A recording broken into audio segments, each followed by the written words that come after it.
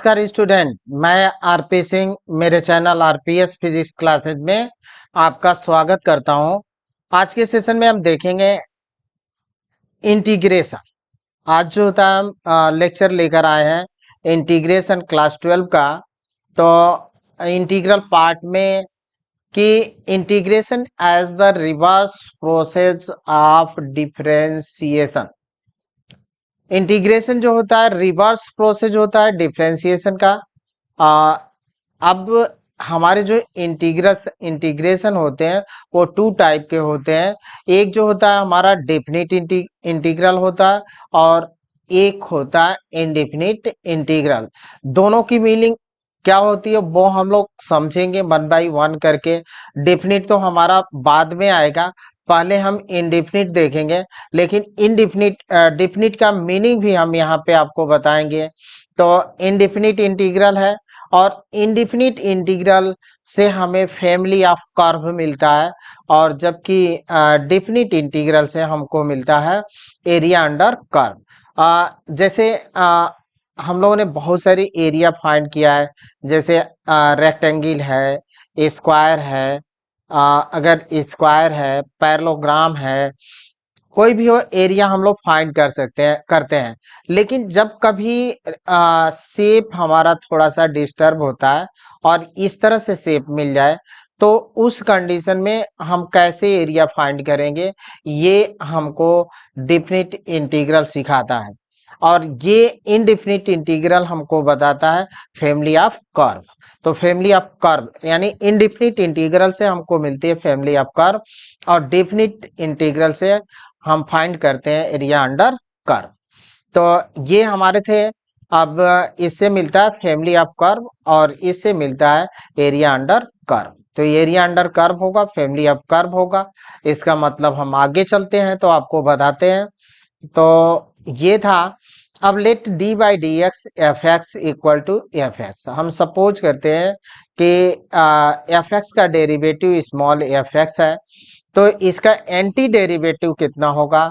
Late d by D x f x equal to f x. तो the anti derivative of f x is f x plus c, where C is the arbitrary constant called integration constant. तो ये हमारा integration constant कहलाता है। अगर हम anti derivative निकालें, anti derivative का मतलब अगर इसी को हम इंटीग्रेट कर दें तो एफ ऑफ एक्स और डी एक्स जो हमको मिलेगा वो मिलेगा कैपिटल एफ ऑफ एक्स और प्लस सी। ये हुआ, यानी इसका एंटी डेरिवेटिव इतना मिलेगा, where C is arbitrary constant called integration constant. अब सी क्यों जोड़ते हैं उसका भी कॉन्सेप्ट हम अभी आगे चलकर देखते हैं। तो यहाँ पे कॉन्सेप्ट हम लोग देख लिए। अब इंटीग्रेशन कर दिया हमको, इसी का इंटीग्रेशन किए तो हमको मिला एफ एक्स प्लस सी। अब कुछ कॉन्सेप्ट और देखते हैं कि हमारे पास साइन एक्स है और कास एक्स है।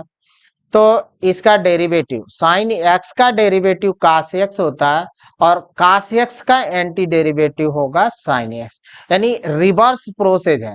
तो डेरिवेटिव या integral is the reverse process of कह दें कि डेरिवेटिव। तो डेरिवेटिव का रिवर्स प्रोसेस होता है। साइन एक्स का डेरिवेटिव कास एक्स, तो कास एक्स का एंटी डेरिवेटिव होगा साइन एक्स। तो इस तरह से हम लोग फाइंड कर सकते हैं। तो अब यहाँ पे इसको हम देख सकते हैं कि जो होता है कि साइन एक्स का डेरिवेटिव कास एक्स है और कास एक्स का एंटी डेरिवेटिव होगा साइन एक्स। तो ये एक रिवर्स प्रोसेस है। अब देखते हैं d by D x sin x. हम इंटीग्रेशन कांस्टेंट का मतलब अब यहाँ पे समझेंगे कि क्यों जोड़ते हैं इंटीग्रेशन। यानी D by D x sin x का इंटीग्रेशन रिवर्स प्रोसेस हम लोगों ने देखा कि साइन एक्स का डेरिवेटिव कितना है, कास एक्स है, और कास एक्स का इंटीग्रेशन जो होगा वो होगा साइन एक्स। तो D by D x sin x plus one का भी अगर हम डिफ्रेंसिएशन करें तो कास एक्स ही मिलेगा। अब d by D x sin x plus to का अगर डिफ्रेंसिएशन करते हैं तो का से ही, यानी वन का डिफ्रेंसिएशन तो डेरिवेटिव जीरो होगा, टू का भी डेरिवेटिव जीरो होगा। अब सी वाले जो इंटीग्रेशन कांस्टेंट जोड़ते हैं उसी कॉन्सेप्ट पर हम आपको ले चलना है कि वो कॉन्सेप्ट क्लियर हो कि क्यों सी जोड़े इसमें और डिफरेंशिएशन में हम नहीं जोड़ते हैं। तो अब यहाँ पे देखें कि साइन एक्स का डिफरेंशिएशन का से डेरिवेटिव का से x, sin x plus one का भी डेरिवेटिव का से एक्स और साइन एक्स प्लस टू का भी डेरिवेटिव का से x. Similarly D by D x sin x plus three का भी डेरिवेटिव कास एक्स है। तो अब क्या करें, जब हम इसका एंटी डेरिवेटिव लेंगे तो कास एक्स का एंटी डेरिवेटिव मतलब इसको हम लें कि इसको लें कि इसको लें कि इसको लें, तो कंफ्यूजन पैदा करेगा। तो इस कंफ्यूजन को दूर करने के लिए कास एक्स का एंटी डेरिवेटिव जब हम लेते हैं तो साइन एक्स प्लस उसमें एक इंटीग्रेशन कांस्टेंट जोड़ा जाता है। अब इसी तरह से हम ले सकते हैं d by D x e power x, तो ई पावर एक्सपोनेंशियल है, इसका डेरिवेटिव ई पावर एक्स है। अगर ई पावर एक्स प्लस वन का डेरिवेटिव ले तो ई पावर एक्स, अगर ई पावर एक्स प्लस टू का डेरिवेटिव ले तब भी हमको मिलेगा ई पावर एक्स। तो ये कंफ्यूज क्रिएट करे तो cos x d x plus sine x. अब प्रॉब्लम तो ये कि साइन एक्स प्लस वन ले, साइन एक्स प्लस टू ले, साइन एक्स प्लस थ्री ले, तो अब ये तो कंफ्यूज करता है कि कौन सा कास एक्स का डेरिवेटिव हम क्या लें, साइन एक्स प्लस वन ले, साइन एक्स प्लस टू ले, साइन एक्स प्लस थ्री ले, या साइन एक्स प्लस फोर ले, कोई भी आर्बिट्रेरी उसमें ऐड करेंगे कांस्टेंट जोड़ेंगे तो फिर हमको तो यही मिलना है। तो यहाँ पे एक इंटीग्रेशन कांस्टेंट जोड़ दिया जाता है। अगर इसका हम ये करें कि अगर डेरिवेटिव निकालें तो फिर हमको कास मिल जाएगा। तो ये चीज इसलिए यहाँ पे सी जोड़ते हैं और ये सिर्फ जोड़ा जाता है इनडिफिनिट इंटीग्रल में। डिफिनिट इंटीग्रल में कोई कांस्टेंट नहीं ऐड होता है और आगे चलकर हम लोग उसका कॉन्सेप्ट देखेंगे। तो ये था हमारा। अब बेसिक एल्जेब्रिक फंक्शन, कुछ एल्जेब्रिक फंक्शन है उसका हम लोग डेरिवेटिव देख लेते हैं और फिर एंटी डेरिवेटिव देख लेते हैं। तो D by D x x power N plus one upon N plus one equal to x power N. यहाँ पे एक बात आपको ध्यान रखनी है कि जो x है, जो n की वैल्यू है not equal to minus one, n की value not equal to minus one, minus one नहीं होनी चाहिए, बाकी सब कुछ हो सकता है, माइनस वन नहीं होनी चाहिए। अब इसका डेरिवेटिव है, अगर डेरिवेटिव इसका अगर निकालते हैं d by D x x power N plus one upon N plus one का डेरिवेटिव मिला एक्स पावर एन, तो इसका एंटी डेरिवेटिव मिलेगा जो इतना फंक्शन है, इतना डी बाई डी एक्स जिसका डेरिवेटिव हम लोग निकाले थे वो मिलेगा। तो x power n d x equal to x power N plus one upon N plus one plus c. अब ये हमारा हुआ x power n d x, ये बेसिक फार्मूला हुआ। इसी फार्मूले का काफी इस्तेमाल होगा, यूज होगा आगे चलकर। तो ये बेसिक है, x power n d x equal to x power N plus one upon N plus one plus c where n not equal to minus one. आगे चलकर हम कंसेप्ट क्लियर करेंगे कि माइनस वन क्यों नहीं ले। तो अब आते हैं, दूसरा है कुछ एग्जाम्पल्स इस पर ले लेते हैं। एक्स पावर फाइव हो तो five plus one upon five plus one, यानी x power six upon six plus c. Similarly इसी तरह से एक्स पावर फोर ले लें तो x power four d x equal to, अब इसमें एक पावर ऐड करना वही पावर नीचे हो जाएगा। ये कंसेप्ट आप याद रखें, इसी से निकलता है x power three d x x power four upon four plus c, x power two d x equal to x cube upon three plus c, x power one d x equal to x square upon two plus c, और सबसे important result होता है x power zero d x equal to x power zero, value होती है one, one d x का differentiation करें तो ये मिलता है एक्स। क्यों? क्योंकि एक्स पावर जीरो का इंटीग्रेशन आप किए तो हमको मिलेगा x power zero plus one अपान जीरो प्लस वन और प्लस सी, तो एक्स पावर 0+1, तो एक्स तो 1 हो गया और नीचे 1 हुआ और प्लस हो गया सी, यानी हमको मिलेगा एक्स प्लस सी। ये हमारा इंटीग्रेशन होगा एक्स पावर 0 यानी 1 dx का, dx है तो एक्स प्लस सी, ये आप ऐसे याद कर लें। तो अब आते हैं हम लोग दूसरे पर। यहाँ पे जैसे हमने बताया था आपको कि जो इंटीग्रल होता है, इंडेफिनिट इंटीग्रल होता है, वो क्या देता है, फैमिली ऑफ कर्व देता है। तो फैमिली ऑफ कर्व का मीनिंग क्या है, वो अब हम लोग समझते हैं कि फैमिली ऑफ कर्व की मीनिंग क्या है। तो आइए यहाँ पे d by D x x square equal to 2x differentiation होगा, डेरिवेटिव होगा। अब इसका हम एंटी डेरिवेटिव निकालें, तो अब यहाँ से 2 को हम करते हैं बाहर, 2x का एंटी डेरिवेटिव एक्स स्क्वायर ही होगा, तो 2 को हम करते हैं बाहर, देन 2 इंटीग्रेशन हुआ एक्स डी एक्स, ये हो गया। और इस पर 1 पावर है, तो पावर में 1 ऐड करना, वही पावर नीचे आएगा, तो एक्स पावर 2/2, तो 2x/2/2 प्लस सी, तो 2 से 2 कैंसिल हुआ, एक्स स्क्वायर प्लस सी, ये हमको मिला इंटीग्रेशन। अब c की वैल्यू क्या हो सकती है, अभी हम लोगों ने इंटीग्रेशन में देखा c की वैल्यू 1 भी हो सकती है, 2 भी हो सकती है, 3 भी हो सकती है, 4 भी, आर्बिट्रेरी है, तो उसकी वैल्यू कुछ भी हो सकती है। तो c की वैल्यू अगर 1 यूनिट है, अब कुछ यहाँ पे ग्राफ हम बताएं आपको कि एक ग्राफ होता है y square equal to x square, तो ये पैराबोला का इक्वेशन है, और पैराबोला का इक्वेशन है, तो पैराबोला यानी जिसकी पावर कम होती है, सिमेट्री उधर होती है, तो पैराबोला का ग्राफ हमारा ऐसे बनता है, सिमेट्री उस तरफ होगी। अब इसी में अगर एक्स स्क्वायर, अगर ये सी की वैल्यू 0 है, तब तो ये यहां से होकर जाएगा, अगर 1 है, 1 यूनिट है, तो यही पैराबोला आपका ऐसे जाएगा। फिर अगर 2 यूनिट है, तो ये 2 यूनिट पर ऐसे कटेगा, इस तरह से। अगर -1 हो गया, तो ये पैराबोला ये नीचे से नीचे 1 यूनिट होगा। तो इस तरह से इससे क्या मिल रहा है, एक फैमिली ऑफ कर्व, बहुत सारे कर्व एक मिल जा रहे हैं एक ही चीज से। तो यहाँ पे हम इसको देख सकते हैं, 2x dx इक्वल टू हमको मिला एक्स स्क्वायर प्लस सी। अब यहाँ पे यही चीज अगर c की वैल्यू 1 लिया, तो हमको क्या मिला, अगर 0 लेते हैं तो हमको मिलेगा इस तरह से, देखें y equal to x square पर, तो ये ओरिजिन से होकर जा रहा है। जब 1 unit y x square plus 1 किया, तो 1 यूनिट ऊपर आ गया, यहाँ से गया। फिर 2 किया तो 2 यूनिट ऊपर आ गया, 3 किया तो 3 यूनिट ऊपर आ गया, और -1 किया तो 1 यूनिट नीचे चला गया, -2 किया तो 2 यूनिट नीचे, -3 किया तो 3 unit.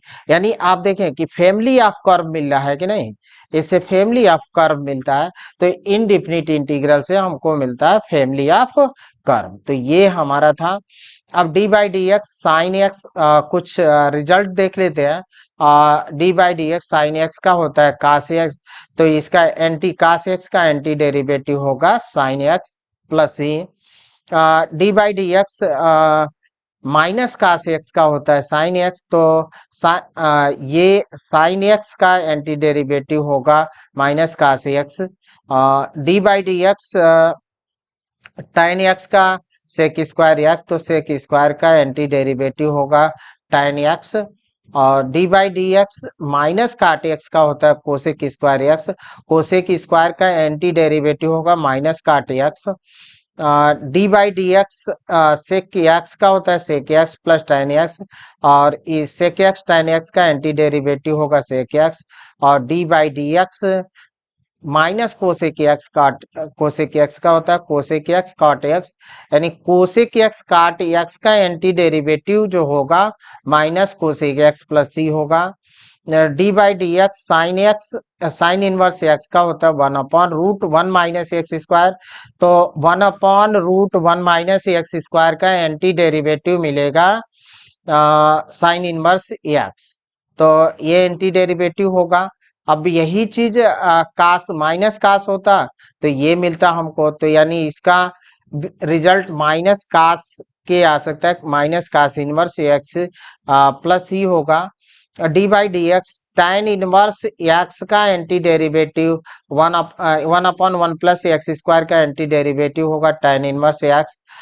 D by D x minus cot inverse x equal to one upon one plus x square, तो ये हमको मिलेगा one upon one plus x square d x equal to cot inverse x.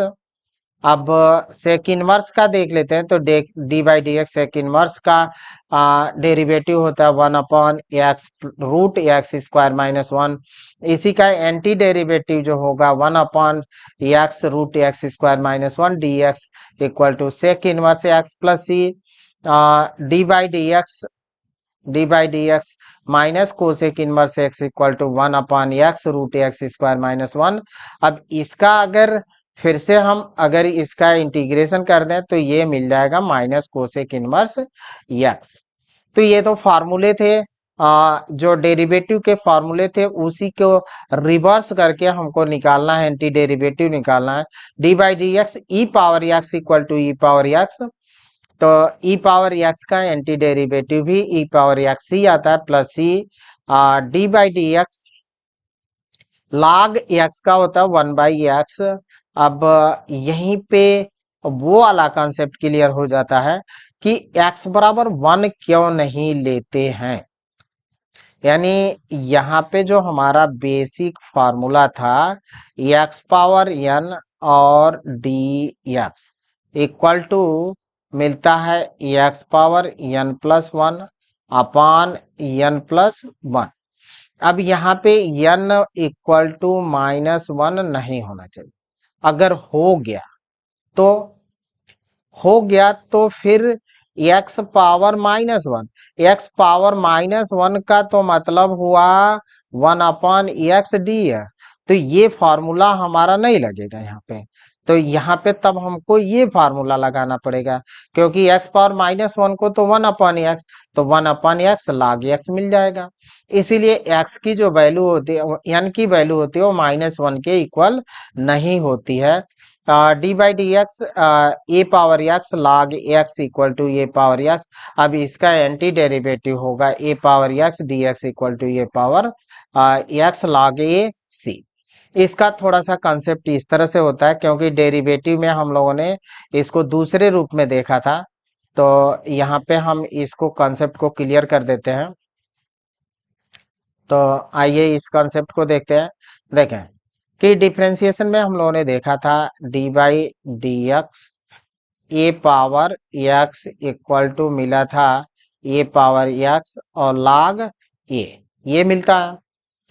अब यही बात अगर log a को हम इधर ना रखकर यहाँ पे ले आ दें, वन अपॉन अगर हम ये कर दें log a और d by D x a power x equal to, तो ये पावर एक्स हुआ। अब इसको हम ऐसे लिख दें डी बाई डी एक्स और a power x upon log a equal to कितना ए पावर एक्स, ऐसे कर सकते हैं। तो बात तो यही हुआ हमारा। तो इसको अब इसका एंटी डेरिवेटिव करेंगे तो हमको इतनी बात मिल जाएगी, तो वही चीज यहाँ पे मिल रहा है। अब कुछ एग्जांपल्स देख लेते हैं। Right an anti derivative of each of the following function using the method of inspection. निरीक्षण करके आपको बताना है, करना नहीं है। तो करना नहीं है, सिर्फ निरीक्षण, यानी एंटी डेरिवेटिव से ही मिलना है आपको। तो देखें पहली चीज यहाँ से निरीक्षण किया हम, तो निरीक्षण करेंगे तो निरीक्षण से कैसे कास टू एक्स, ये किसका है cos two x, anti derivative इसको बताना है। यानी कास टू एक्स जो होता है डी बाई डी एक्स और sin two x equal to होता है टू और कास टू एक्स।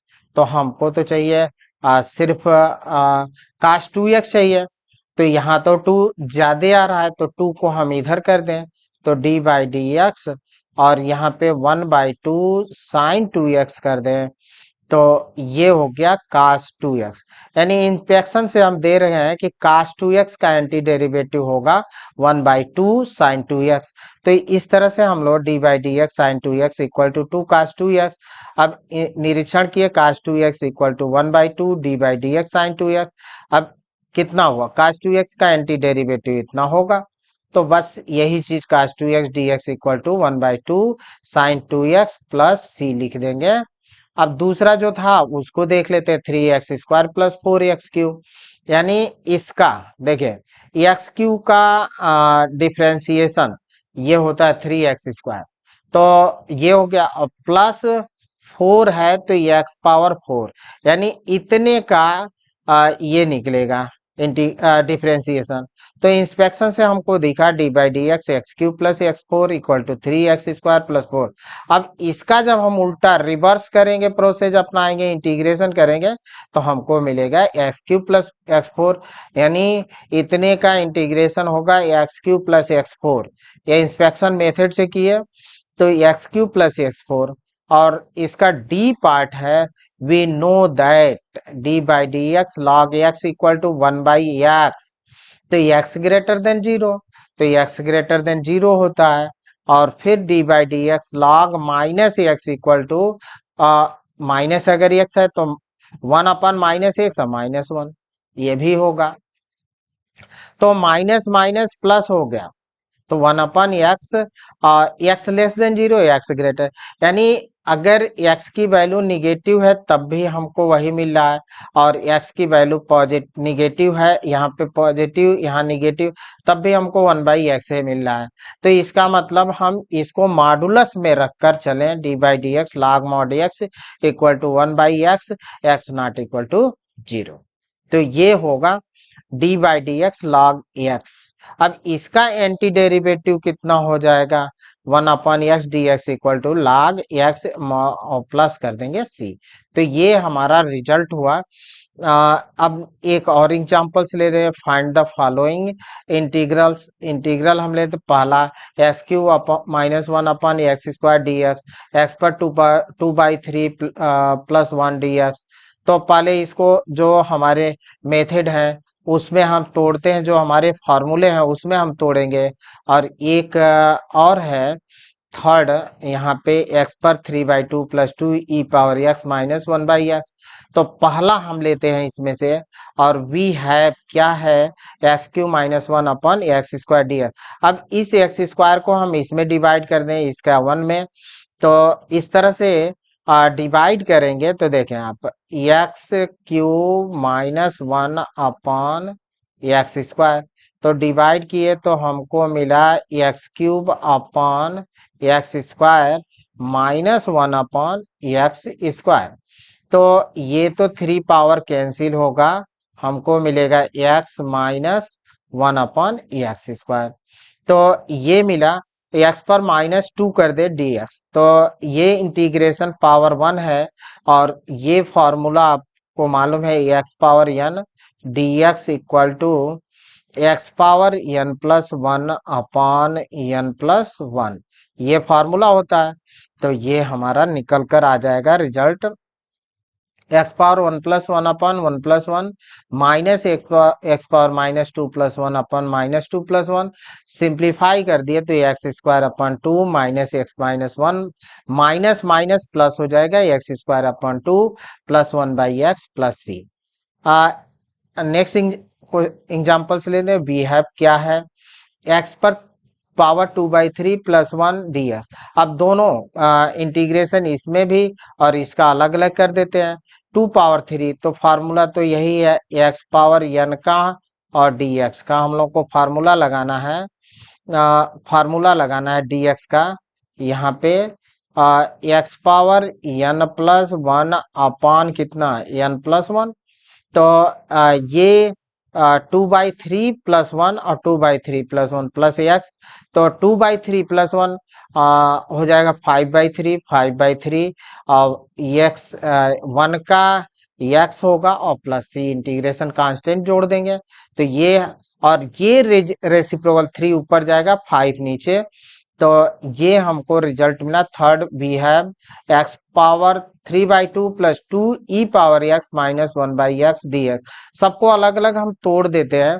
तो फिर अभी तो इसका प्रीवियस वाले क्वेश्चन में किया गया, और टू कांस्टेंट है बाहर निकाल लेते हैं, और -1/x का हो जाएगा log x। तो then x power 3/2 plus 1 3/2 plus 1 plus 2e⁻x minus, और इसका हो जाएगा log modulus x plus c. फिर ये 5/2 होगा, 2 ऊपर जाएगा हमारा तो 2/5, और x 5/2 plus 2e⁻x minus log modulus x plus c. अब कुछ और example, find the following integral. पहला है sign x plus cos x d x. Simple, सबको अलग अलग तोड़ देते हैं। साइन एक्स का हम लोग देख ही चुके थे। फिर cosec x plus cot x है, और फिर है 1 minus sin x upon cos square x d x. तो पहले हम फर्स्ट को लेते हैं, एनसीईआरटी के सभी एग्जांपल्स हैं। तो पहला हम sin x plus cos x d x, अब इसको हम तोड़ते हैं अलग अलग। तो sin x d x plus cos x d x, sin x का एंटी डेरिवेटिव होता है माइनस कास एक्स, और कास एक्स का होता है साइन एक्स, और इंटीग्रेशन का स्टेप जोड़ दिया, प्लस हो गया। यहाँ पे लेंगे, ये लेते हैं। अब इसको हम इसमें मल्टीप्लाई कर लेते हैं, फिर इसमें मल्टीप्लाई करते हैं। तो ये होगा cosec square x d x plus cosec x काट एक्स। ये होता है माइनस काट एक्स, और ये होता है माइनस कोसेक एक्स। तो minus cot x minus cosec x plus c. फिर थर्ड वाला इसका देखते हैं। थर्ड हम लोग का था 1 minus sin x upon cos square d x. अब इस कास स्क्वायर को 1 में डिवाइड करेंगे, साइन में डिवाइड करेंगे। अब 1 अपॉन कास स्क्वायर एक्स होता है सेक स्क्वायर, और साइन बटा कास इंटू 1 बटा कास, कास यहाँ पे स्क्वायर है तो दो बार में तोड़ देते हैं, साइन एक्स बटा कास एक्स इंटू 1 बटा कास एक्स। तो ये हमको मिल जाएगा sec square x d x minus tan x sec x. Sec square x का होता है टेन एक्स, और इसका होगा सेक एक्स। तो ये रिजल्ट हुआ हमारा। Find the anti derivative f of the defined f x equal to 4x पर cube minus 6 where f0 equal to 3। ये एक एग्जांपल्स है। एंटी डेरिवेटिव मतलब इसका इंटीग्रेशन करना है हमको। तो anti derivative of f x is, अगर इसका हम निकालें तो कितना हो सकता है। इसका एंटी डेरिवेटिव एक्स पावर 4 का, और माइनस 6x, यही हो सकता है। अगर इसका हम इंटीग्रेशन करें तो हमको इतना मिलेगा। ये इतना मिला। अब इसी को एफ एक्स देखिए, d by D x x power 4 minus 6x equal to 4x पर क्यू माइनस 6। ये हो गया इतने का 4, अगर डिफरेंशियल 4x पर क्यू माइनस 6x का 1 हो जाएगा, यही मिलने वाला है। अब यही चीज हमारा एफ एक्स देर का है, therefore the anti derivative f is given by f x equal to x power 4 minus 6x। अगर इसका इंटीग्रेशन हम करेंगे तो हमको यही मिलेगा। तो एफ एक्स इक्वल टू, अब f0 इक्वल टू 3, यानी x इक्वल टू हम 0 रखें, देन हमको कितनी वैल्यू इसमें मिलेगी वो देखना है। तो x इक्वल टू 0 रखें, f0, तो f0 x इक्वल टू 0, तो यहाँ से आपको मिलेगा हम लोग को f0 x4 0 हो जाएगा, ये भी 0 हो जाएगा, और बचा c, ये हो गया 3, यानी c की वैल्यू मिली 3। अब यहाँ पे हटाकर हम 3 लिख दें, यही रिजल्ट हो जाएगा। तो f0 इक्वल टू 3 दे रखा है, तो c मिला 3। तो ये रिजल्ट हमारा हो गया एफ एक्स इक्वल टू ये। तो ये रिजल्ट था। Thank you student. अगले अगले वीडियो में हम लेकर आएंगे सॉल्यूशन 7.1 का। Thank you.